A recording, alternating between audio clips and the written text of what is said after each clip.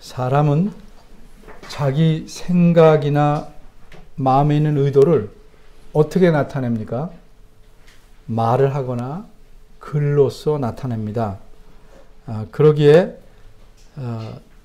다른 사람의 말이나 글을 보고 거기서 끝나면 안 되고 그 표현을 통해서 그 사람의 생각이나 의도를 알아야 됩니다. 이렇게 상대방의 생각이나 의도를 아는 것을 우리가 이해한다 이렇게 말합니다. 성경을 이해한다는 것도 이와 마찬가지입니다. 성경에 기록된 내용을 통해 거기서만 내용을 알고 있으면 안 되고 그 내용을 통해 그 본문을 기록한 의도를 아는 것이 성경을 이해하는 것입니다. 따라서 오늘은 본문을 두 가지로 나눠 생각해 보겠습니다. 첫째는 본문의 내용, 둘째는 본문의 의도. 첫째, 본문의 내용입니다. 오늘 본문의 앞부분인 13절과 14절에서 하나님은 모세에게 이렇게 말씀하셨습니다. 이스라엘 백성에게 말하도록 말씀하신 겁니다. 너희는 두려워 말고 가만히 서서 여호와께서 오늘날 너희를 위하여 행하시는 구원을 보라. 너희가 오늘 본 애굽 사람을 다시는 영원히 보지 못하리라. 너희는 가만히 있을지니라. 여호와께서 너희를 위하여 싸울 것이니라. 이런 말씀을 하게 된 상황은 어떠했습니까? 어떤 상황에서 이런 말씀을 하시게 된 것입니까? 그 앞에 10절, 11절, 12절이 그 상황을 알려줍니다. 이스라엘 사람들은 그들의 달력으로 정월 14일 밤에 애굽에서 나왔습니다. 애굽에서 나올 때 이 사람들의 숫자는 어른, 장정만 60만 명입니다. 아이들과 여인들, 게다가 함께 노예 생활을 하던 수많은 다른 민족 사람들까지 합치면 무려 300만 명에 이르렀습니다. 만일 이 사람들이 한 줄로 사람과 사람 사이에 방역 수칙을 지키지 않고 1m 간격으로 선다면 무려 3,000km에 이르는 엄청난 사람의 행렬이 됩니다. 이들은 해방된 기쁨으로 며칠간 여행을 하게 됩니다. 그리고 마침내 바닷가에 모여서 장막을 치고 쉬고 있었습니다. 그런데 전혀 예상치 못한 일이 생깁니다. 애굽 왕이 군대를 동원해서 이들을 다시 붙잡으려고 쫓아오고 있습니다. 이스라엘 백성의 등 뒤까지 바짝 추격해 왔습니다. 이를 본 이스라엘 백성은 난리가 났습니다. 그래서 우리가 죽을 것이 없어서 여기 광야에다 묻으려고 데리고 나왔냐는 등 심한 야유와 원망과 불평을 모세에게, 그리고 모세를 통해서 하나님을 겨냥해서 쏟아부었습니다. 이렇게 궁지에 몰리자 이스라엘 백성은 정말 하나님을 모르는 사람들처럼 모세를 향해 원망을 퍼부은 것입니다. 노예의 신분에서 벗어나서 애굽에서 탈출하게 된 것이 전능하신 하나님의 은혜와 그분의 능력과 인도하심 때문이었는데 이들은 그런 사실을 전혀 모르는 사람처럼 행동하고 있습니다. 어려움을 당하면 이제껏 자신에게 베푸신 하나님의 은혜마저 무시하고 감사할 줄 모르는 사람들의 태도가 바로 이렇습니다. 그런데 형편이 좀 풀리면 하나님께 감사하는 신용을 합니다. 그리고 다시 형편이 꼬이면 본심을 드러냅니다. 그래서 감사는커녕 원망과 불평을 쏟아냅니다. 이런 신앙이 없는 태도를 보이는 이스라엘 백성을 향해서 모세가 한 이 13절과 14절의 말씀은 두려워하지 말고 하나님의 전능하심과 인도하심을 믿을 것을 강력하게 촉구한 것입니다. 너희는 애굽의 군대만을 보고 두려워 말고 불평하지 말고 하나님께서 너희를 위해 싸우시는 놀라운 일을 보라. 이렇게 촉구합니다. 그런데 하나님께서는 이렇게 말씀만 하시지 않습니다. 말씀하시면 꼭 필요한 때, 적절할 때 말씀하신 대로 행하시는 분이 하나님이십니다. 이렇게 말씀하신 대로 하나님께서 행하신 일을 기록한 내용이 오늘 본문입니다. 다시 말해서 오늘 본문 15절에서 31절은 하나님께서 이스라엘 백성을 위해서 어떻게 싸우셨는가, 그 싸우신 사실을 보여주는 내용입니다. 15절입니다. 하나님께서 모세에게 너는 어찌하여 내게 부르짖느뇨 라고 말씀합니다. 이 말씀을 보면 어찌하여 라는 표현 때문에 우리말 성경으로는 하나님께서 모세를 책망하는 듯이 보입니다. 그런데 원문을 직역하면 어찌하여가 아니고 무엇을 너는 내게 부르짖고 있느냐 합니다. 무엇을 너는 내게 부르짖고 있느냐. 이건 질문이 아닙니다. 좀 풀이하자면 더 말하지 않아도 내가 다 알고 있다 라는 의미입니다. 예를 듭니다. 딸이 엄마에게 계속 말합니다. 엄마 나 내일 친구 만나야 하는데 이번에는 내가 점심을 살 차려요. 또 어쩌면 식사 후에 커피도 마실 수 있어요. 또 어쩌면 계속 말합니다. 그러자 엄마가 딸에게 이렇게 말합니다. 뭘 그렇게 계속 말하니? 알았다. 내가 알았어. 내가 용돈을 충분히 줄게. 이와 마찬가지입니다. 하나님께서는 그래서 곧바로 모세에게 할 일을 알려주십니다. 물론 모세가 무엇을 하나님께 간구했는지 구체적으로는 알 수 없습니다. 그러나 어쨌든 하나님은 알았다 하고 할 일을 알려주십니다. 하나님께서 모세에게 이르시기를 이스라엘 백성에게 앞으로 가라 이렇게 명령하라 말씀합니다. 근데 앞으로 가라는 그 앞쪽은 바다입니다. 얼핏 들으면 말이 안 됩니다. 그런데 잊지 말아야 할 사실은 하나님은 결코 무모하시지 않습니다. 말씀하신 내용이 우리 눈에 무모하게 보일수록 그 말씀에 순종하면 하나님의 크고 놀라운 계획을 알고 경험할 수 있는 것입니다. 16절에서 18절입니다. 하나님께서는 모세가 지팡이를 바다 위로 내밀면 바다를 갈라지게 하실 계획을 갖고 계십니다. 그러면 이스라엘 백성은 바다 가운데로 지나가되 바다 가운데 드러난 마른 땅으로 지나가게 하실 겁니다. 그리고 뒤따라오는 애국 군사들은 그 바닷속에 집어넣어 멸망시킴으로써 영광을 얻으실 계획을 갖고 계셨습니다. 19절과 20절입니다. 드디어 하나님께서 큰 일을 행하시기 시작합니다. 이스라엘 진영 앞에서 행하던 여호와 하나님의 사자가 뒤로 갑니다. 그러자 앞에 있던 구름 기둥도 뒤로 갑니다. 어떤 결과가 생겼습니까? 구름 기둥이 애굽 진영과 쫓아온 애굽 진영과 이스라엘 진영 사이에 이르렀습니다.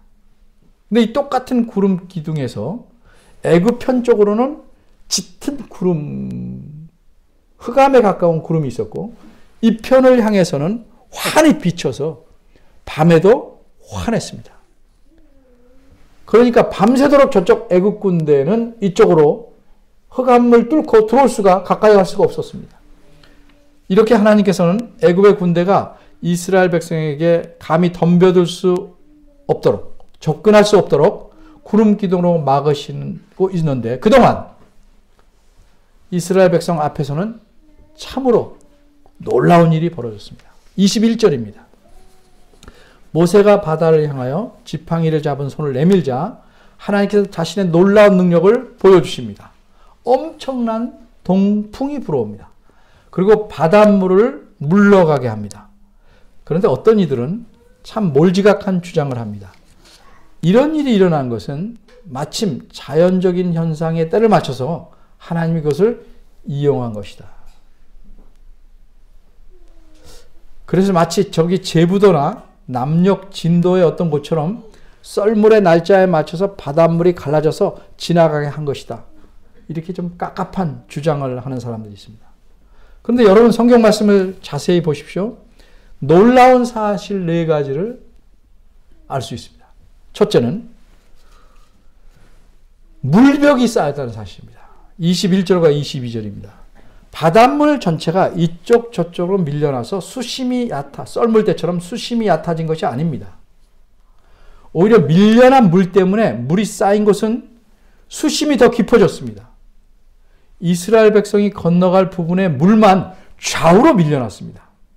마치 사람들이 가득 찬 광장 가운데로 마차가 지나가면 사람들이 좌우로 비켜서고 그 부분만 길이 쫙 열리듯이 물이 좌우로 물러선 것입니다.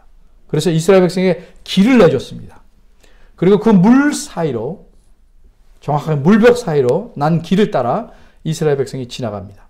좌우에는 엄청난 물들이 계속 흐르면서 가야 되는데 못하니까 물벽 끝에서 마치 폭포에서 물이 흘러내리듯 계속 흐르면서 높은 벽을 이루고 있습니다. 이렇게 흘러가야 할 물이 못 흘러가니까 그 자리에서 흘러내리면서 벽을 쌓고 있는 것입니다. 마치 힘센 어떤 사람이 양쪽으로 밀어서 물벽을 좌우로 밀어낸 것처럼 그 가운데 길을 내고 물들이 벽을 이루고 있는 겁니다.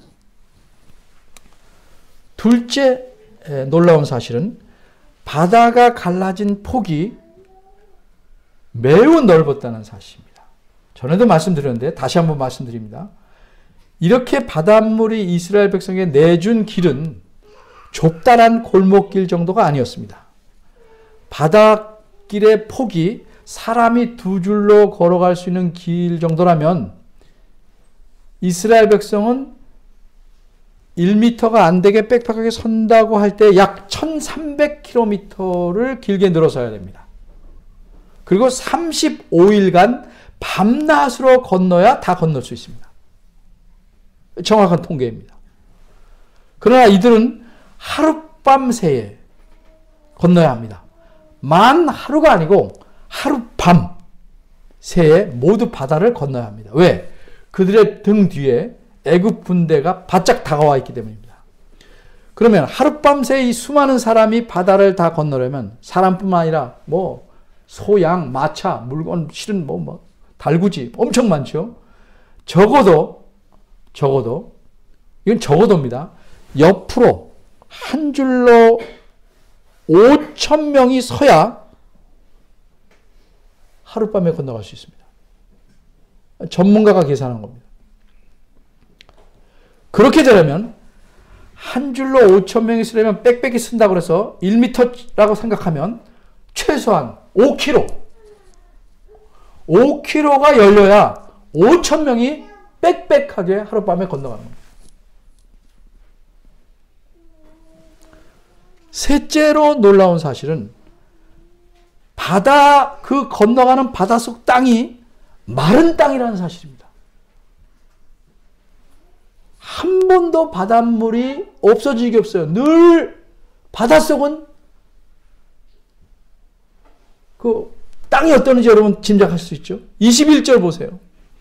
하나님께서는 이렇게 바닷물이 물러간 땅을 사람들이 건너가기에 불편하지 않을 만큼 즉각적으로 마른 땅으로 만드셔서 육지처럼 쉽게 건너가게 하셨습니다. 네 번째 놀라운 사실은 이스라엘 백성의 앞쪽에 선 사람들은 바로 눈앞에서 열려서 물을 쌓아가는 바닷물을 보면서 걸어갔던 사실입니다. 이스라엘 백성이 바다를 건널 때 바닷물이 다 물러가고 바다 저 끝편까지 뚫린 길을 걸어간 게 아닙니다. 21절입니다. 밤새도록 새벽까지 바람이 불어서 물을 계속 밀어냅니다. 차츰차츰 밀어냅니다. 그들은 모두 새벽까지 바다를 다 건너야 합니다. 다 물러갈 때도 기다릴 시간이 없습니다. 물이 물러나면서 따라가는 겁니다. 계속. 이스라엘 백성은 모세가 바다 위로 손을 내밀자 하나님께서 바닷물을 물러가시게 함에 따라 바닷속 길이 아직 다 열리지 않았는데 그 열리기 시작한 바닷속으로 발을 내딛고 계속 건너가는 겁니다. 마른 땅으로.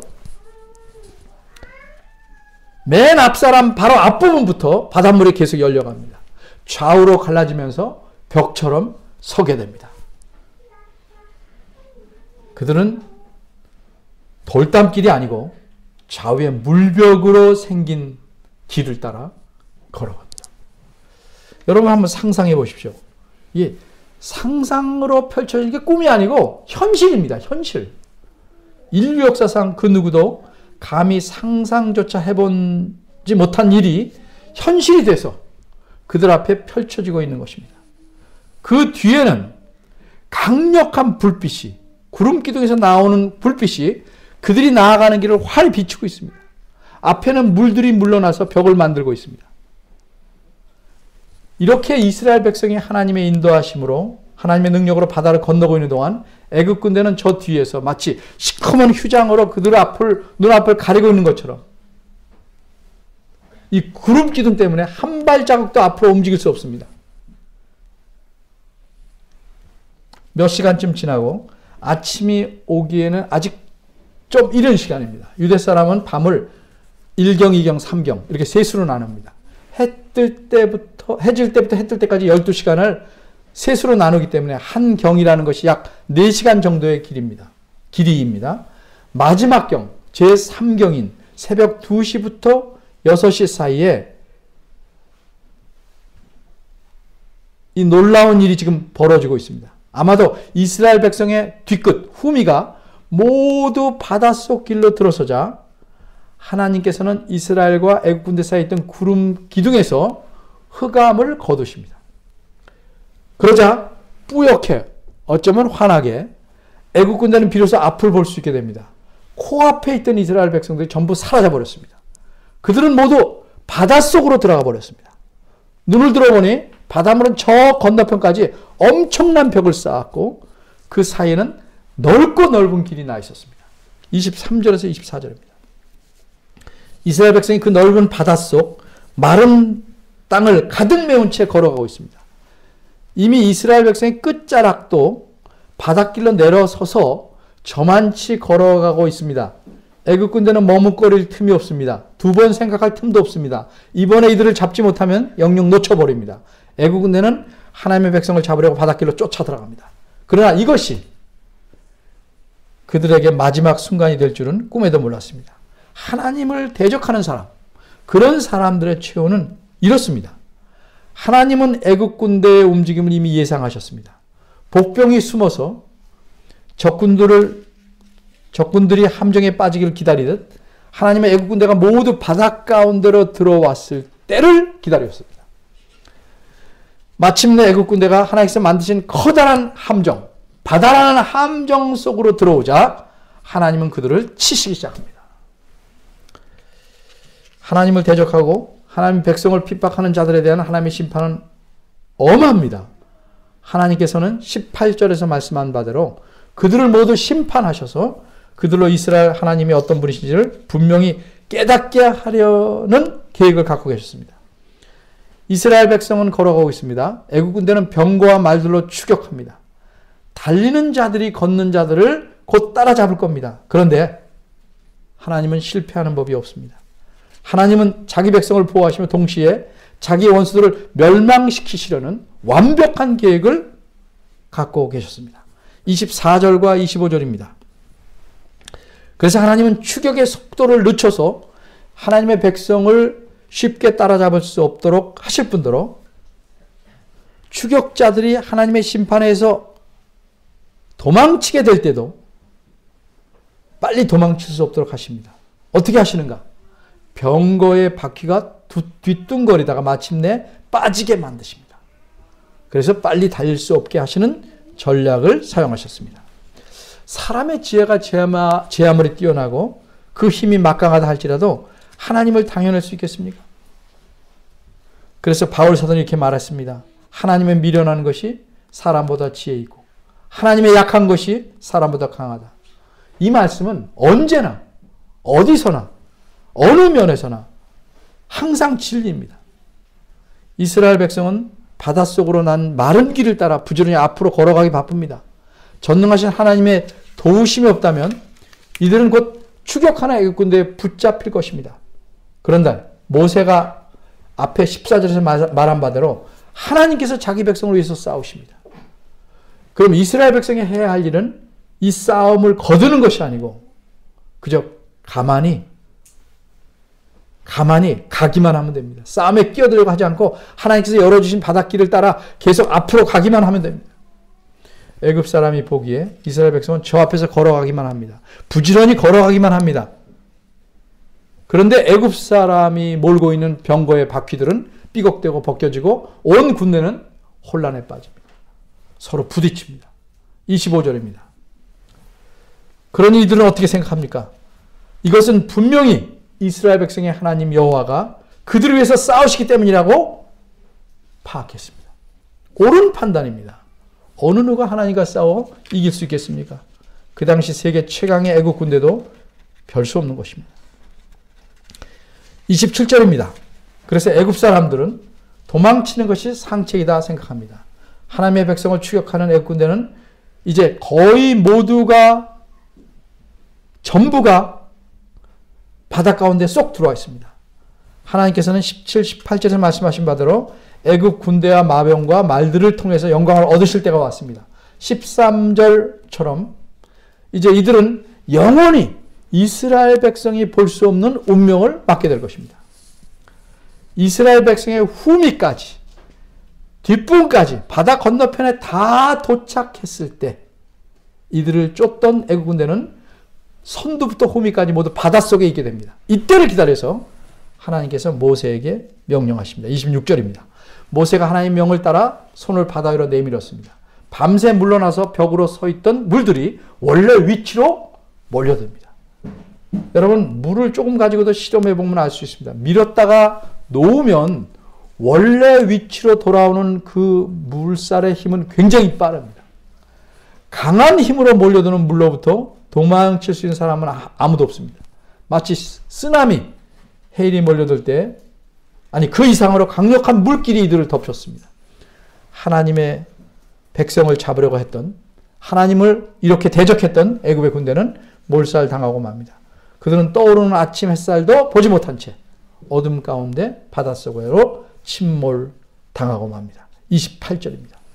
바닷속에 들어간 애굽 사람은 단 한 사람도 예외 없이 모두 다 하나님의 심판으로 이 바닷속에 전멸하고 맙니다.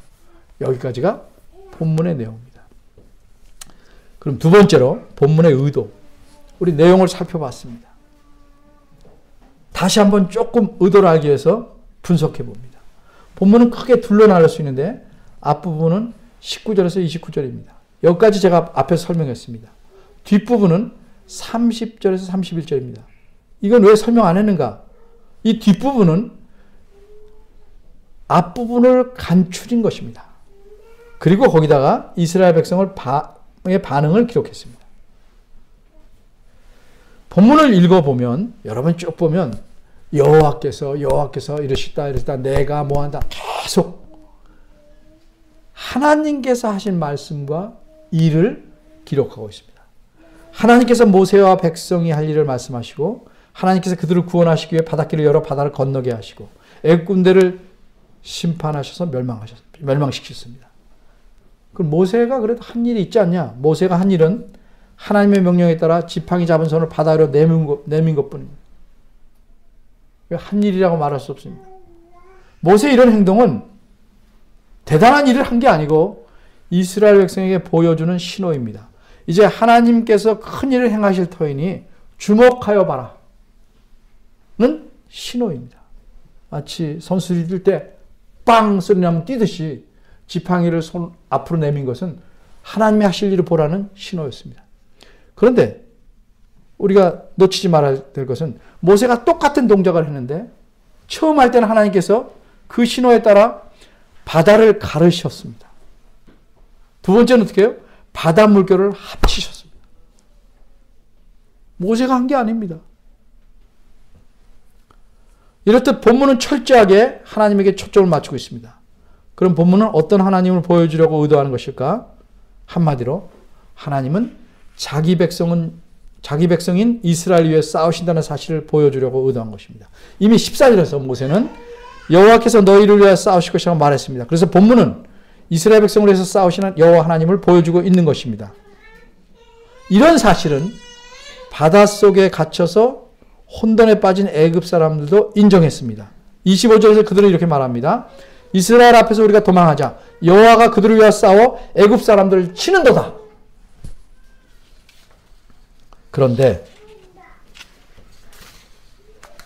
지난번에 설교한 10절과 14절 또 오늘 본문 차이를 좀 알아요. 우리가 오늘 본문에서는 한 가지 살펴볼 사실이 더 있습니다. 그것은 여호와 하나님이 자기 백성을 위해 싸우시다는 이 사실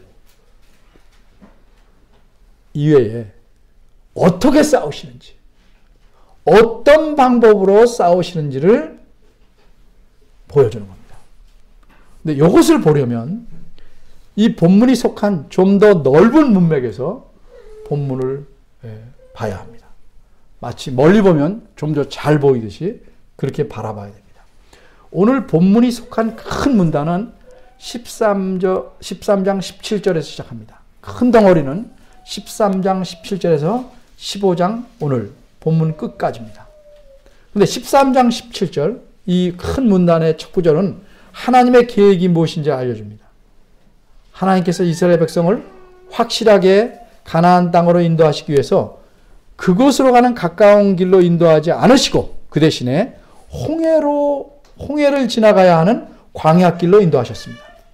13장 18절입니다. 이거는 그러자 하나님의 능력 때문에 울며 겨자 먹기로 이스라엘 백성을 풀어준 애굽 왕은 이들을 다시 잡아오려고 결심합니다. 그래서 애굽의 모든 군대를 이끌고 추격합니다. 이른바 다시 한번 하나님에게 도전해 보겠다는 겁니다. 그런데 애굽 왕은 어떤 계기로 이런 생각을 했을까? 이스라엘 백성을 다시 잡아오려는 계획을 세웠을까? 그 계기는 출애굽기 14장 3절에 나와 있습니다. 애굽 왕 바로가 광야길로 가는 이스라엘 백성에 대해서 이렇게 판단했기 때문입니다. 그들이 그 땅에서 아득하여 광야에 갇힌 바 되었다. 그러니 잡아올 만하다. 확실하다. 이렇게 판단한 겁니다. 여기서 아득하다는 말은 거리가 멀고 소리가 흐미하게 들린다. 그런 뜻이 아닙니다. 이 아득하다는 말의 원뜻은 길을 잃어버렸다. 그러니까 바로의 판단은, 애굽 왕의 판단은 광야길로 들어가 그러면 길을 잃고 결국은 바다 앞에 멈추고 광야에 갇힐 것이다. 이렇게 판단한 것입니다. 그러니까 하나님의 인도하심을 따라 광야길로 가는 이스라엘 백성을 보고 애굽 왕은 그렇게 갇히게 될 것이라고 판단했습니다. 사람의 눈으로는 아주 정확한 판단입니다. 그래서 애굽 왕은 자기 깐에는 이때가 이스라엘 백성을 되잡아올 수 있는 절호의 기회라고 판단했습니다. 사람의 판단으로는 최적의 판단입니다. 합리적인 판단입니다. 그래서 그는 하나님에게 무모한 도전을 시도합니다. 하나님의 백성을 잡아오려고 합니다. 그러나 출애굽기 14장 3절을 자세히 보십시오. 이렇게 애굽 왕이 판단했다는 것은 하나님의 계획 안에 들어 있습니다.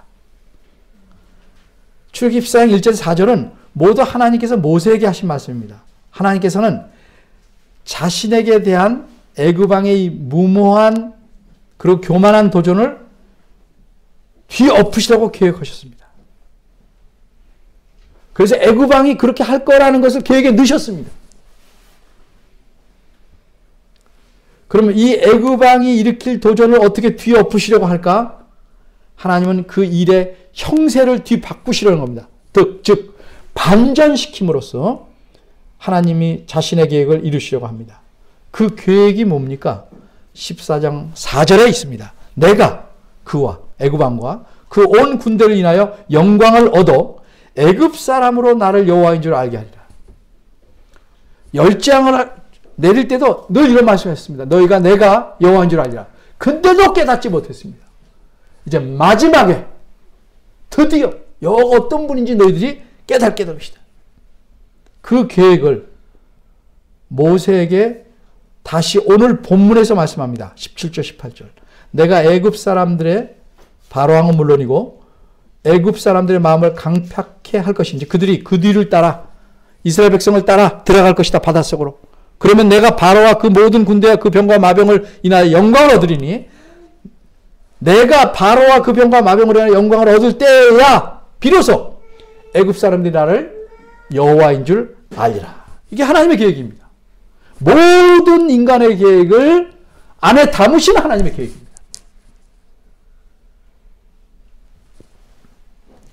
그럼 어떻게 하나님께서는 영광을 얻으시려고 하실까? 하나님께서 자기 백성을 위하여 애국 군대가 싸우십니다.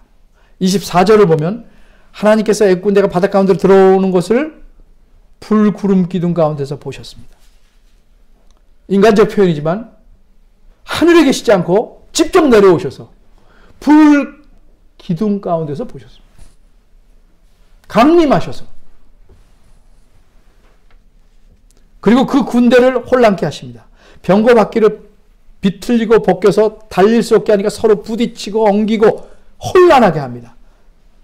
그리고 마침내 물벽을 이루었던 바닷물이 다시 흐르게 하셔서 애굽 백성들을 바닷 가운데 엎어버리십니다. 우리말은 그냥 엎는다고 되는데 원문은 이게 굉장히 강조하고 강한 표현입니다. 마치 한 번 엎은 게 아니고 엎은 거 맺히고 또 엎고 또 엎고 하듯이 그렇게 엎어버리십니다. 그 결과 28절에 보면 그 많던 애굽 군대는 하나도 남지 않고 모두 바닷물로 덮였습니다. 그래서 바닷가에는 애굽 사람의 시체가 질비하게 됐습니다. 언젠가 텔레비에서 죽은 고기들이 얼마나 강가에 많이 있는지 그거는 아마 상대가 안 될 정도로 시체가 질비하게 널려 있었습니다. 이렇게 되니까 어떤 일이 벌어졌습니까? 그 앞에 10절을 보니까 이스라엘 백성은 심히 두려워했습니다. 왜 두려워했습니까? 자신들을 추격해온 애국 군대만을 보았기 때문입니다. 그리고 여호와 하나님을 그분의 능력을 신뢰하지 않았기 때문입니다. 그래서 모세는 그들의 두려움을 해결하기 위해서 어떻게 하라고 말합니까? 13절입니다. 여호와께서 오늘 너를 위해 행하시는 구원을 보라. 그리고 마침내 이스라엘 백성은 하나님께서 행하신 이 놀라운 구원을 경험하고 보았습니다. 하나님께서 행하시는 구원은 양면이 있습니다. 양면이라는 건 구원과 심판입니다. 자기 백성을 구원하시려면 어떻게 됩니까? 하나님을 도전하는 자들은 심판해야 됩니다. 그러니까 구원에는 항상 양면이 있는 것입니다. 이렇게 하나님의 구원하신 놀라운 일을 보자. 다시는 애굽 군대들을 볼 수 없게 되자. 이스라엘 백성의 두려움은 사라졌습니다. 31절의 끝부분에 큰 일을 보았으므로 백성이 여호와를 경외하며. 근데 이게 정확히 말하면 두렵다는 말 똑같은 말이에요. 백성이 여호와를 두려워하며. 이 두려움은 새로운 두려움입니다. 공포의 두려움이 아니고 여호와를 경외하는 두려움입니다.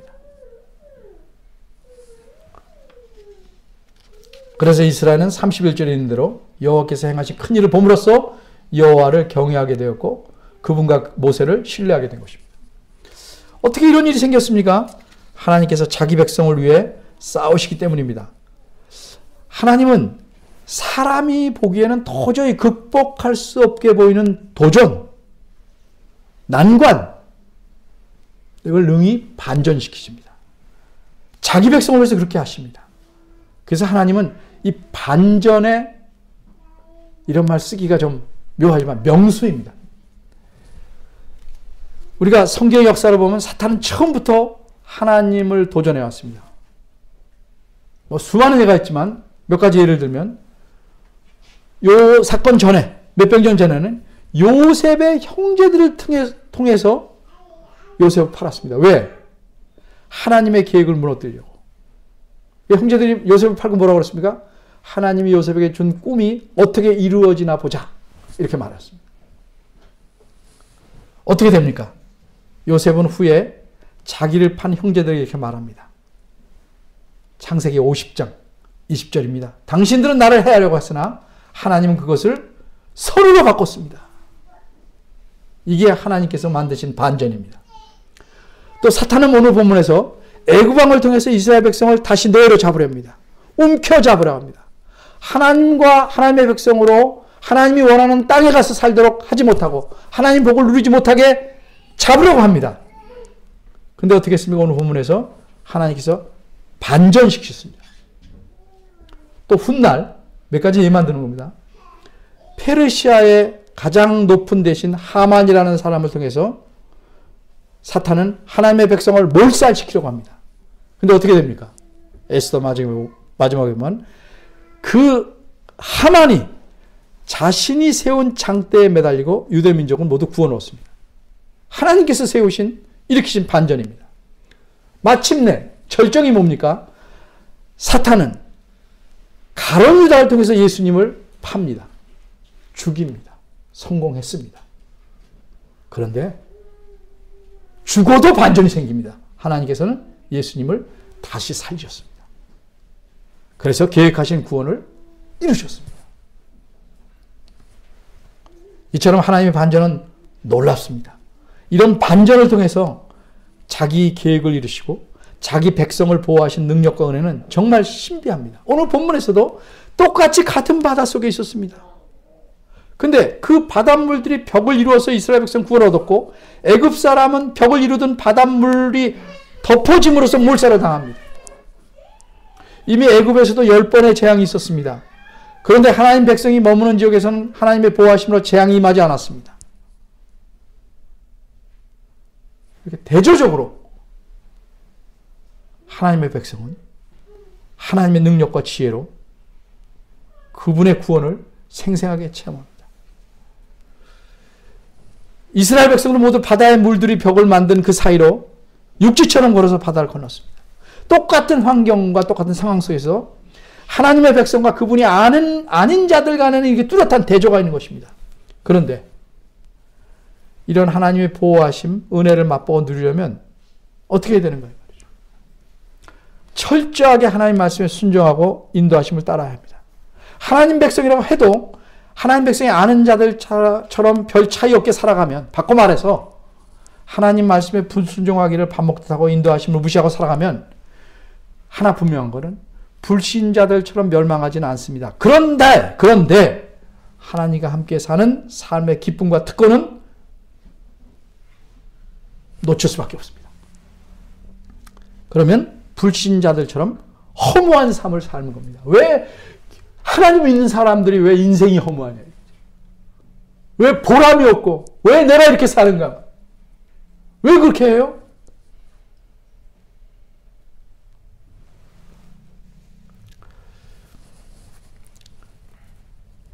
바다를 건너게 하신 이 하나님은 있는 힘을 다해서 애써서 자기 백성을 위해서 뭐래야 조금 겨우 이루는 그런 하나님이 아닙니다.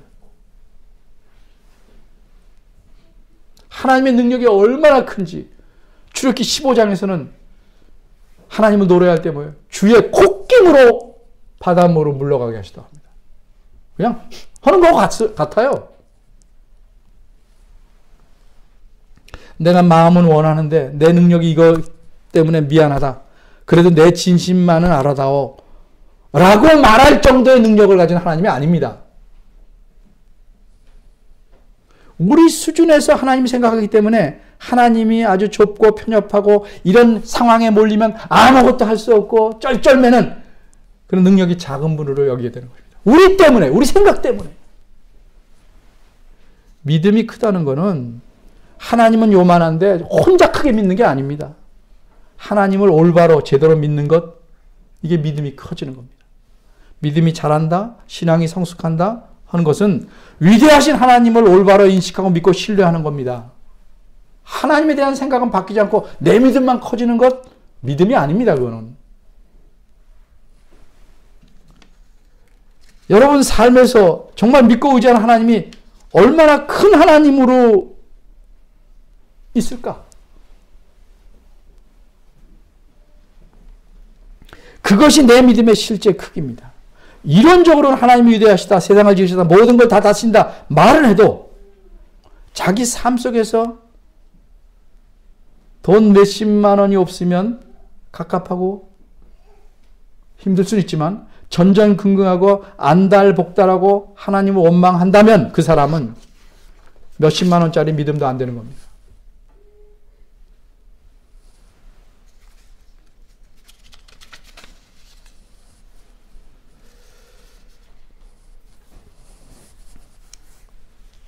사람이 아는 것이 많고 지혜가 출중하고 능력이 대단하고 해도 하나님의 지혜와 지식과 능력에 비하면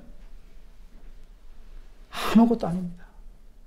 겨우 구구단을 다 떼고 굉장히 수학을 잘하는 것처럼 생각하는 사람이 그 수학 실력을 아인슈타인과 비교하겠습니까? 근데 그 차이보다 훨씬 더 말할 수 없이 큰 것이 하나님과 인간의 능력의 차이, 지혜의 차이입니다. 지식의 차이입니다. 여러분이 생각하는 것보다 이루 말할 수 없이 훨씬 많은 것을 하나님은 행하실 수 있습니다. 하나님은 얼마든지 반전시킬 수 있습니다.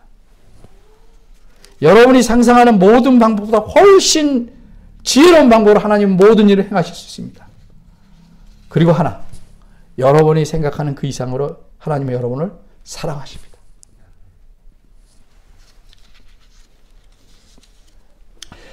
수많은 사람을 사랑해야 되기 때문에 이 사람 저 사람 조금씩 떼어주는 사랑이 아닙니다. 온전한 사랑입니다. 여러분 왜 이렇게 안다라고 걱정합니까? 하나님의 문제가 아니고 내 믿음의 수준, 하나님을 올바르게 알지 못하는 지식의 수준, 성경을 믿지 못하는 신뢰의 수준 때문에 그렇습니다. 하나님을 조그맣게 생각하면서 믿음이 결코 자라날 수 없습니다. 하나님은 자기 백성을 위해서 필요하다면 받아도 여시는 능력이 있는 그런 하나님입니다. 때로는 아무 일도 안 하는 것처럼 보입니다. 왜? 왜 그럴까?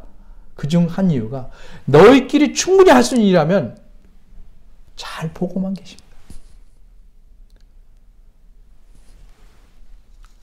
서로 돕고 의지하면서 섬기면서 할 만한 일들은 그렇게 함으로써 배우도록 내버려 두실 때도 많이 있습니다. 하나님의 사랑의 결정이 뭡니까? 자기 백성을 위해서 자기 독생자 예수 그리스도를 이 땅에 보내셔서 죽게 하신 겁니다. 그렇게 사랑이 무한하신 하나님입니다. 왜 이스라엘 백성이 두려워했습니까? 눈에 보이는 상황만 봤기 때문이었습니다. 근데 왜 두려워하지 않았습니까? 하나님께서 이루신 큰 구원을 보았기 때문입니다. 두려워하지 마십시오. 하나님을 경외하시기 바랍니다. 하나님은 조그만, 나보다 조금 나은 하나님이 아닙니다. 정말 위대하신 하나님입니다. 이런 하나님, 언제든지 필요하면 반전을 일으켜서 자기 백성을 책임지는 하나님이십니다. 이런 하나님을 올해는 더욱더 신뢰하고 감사하는 해로 삼으시기를 바랍니다. 기도하겠습니다. 하나님 아버지, 하나님 말씀을 통해서 하나님의 위대하심과 놀라우심과 사랑을 봅니다. 잊지 않게 하시고 우리의 삶에서 이런 하나님이 늘 함께 하시며 우리의 삶을 책임지심을 기억하게 하옵소서. 그래서 범사에 감사하게 하시고 항상 기뻐하게 이끌어 주옵소서. 주께서 이끄는 길이 어떤 길일지라도 감사함으로 순종하는 저희들 되기를 원합니다. 도와주옵소서. 저희를 긍휼히 여겨 주옵소서. 예수님의 이름으로 기도합니다.